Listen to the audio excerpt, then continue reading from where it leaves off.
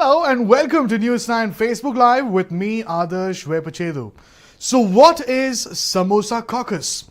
Well, it's a term coined by Congressman Raja Krishnamurthy for the informal grouping of Indian American lawmakers. At this point in time, there are 5 Indian American lawmakers that constitute the Samosa caucus. But it is all set to expand after the US presidential elections.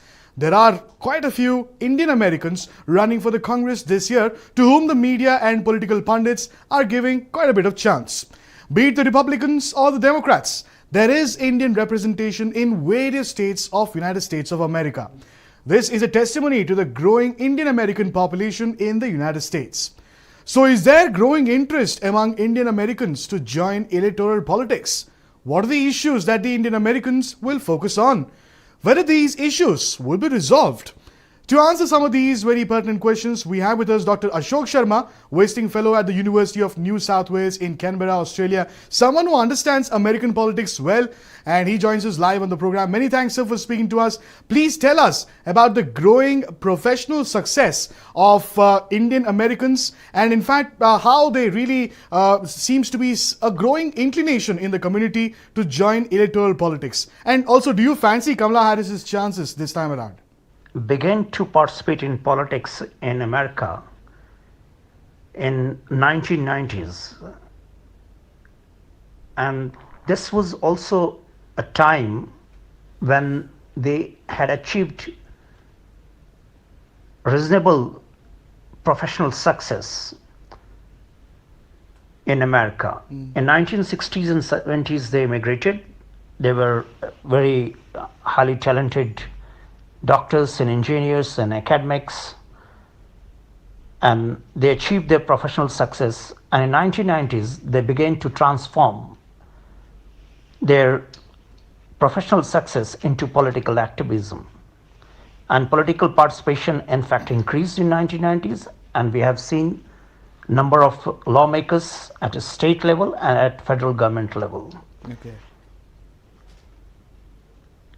But actually the kind of number they had and the number of lawmakers they were in America, it was disproportionate. Still, they need to be more politically active. So it is the second generation Indian American community that they are showing interest in America. Okay.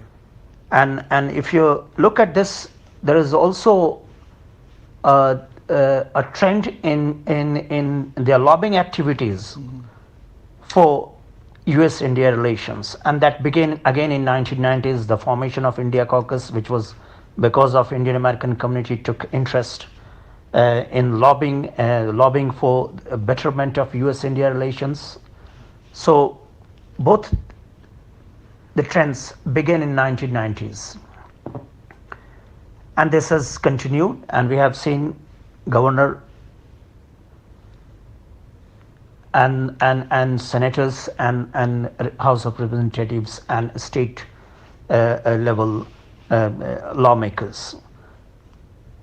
I will not be surprised if next time in 2024, if Kamala Harris becomes the presidential candidate of the Democratic Party, and she might win as well. She's got a strong chance in the next election. Okay. So it was coming, and as finally Indian American community has achieved a considerable level of professional success. They're also the wealthiest community in America in terms of per capita income. So obviously they want to transform that into the political activism, and that's visible over the last 4 or 5 elections. You can see that this trend has been increasing, and I will not be surprised that in 2020 again we have this this trend. There is a number of lawmakers from Indian American community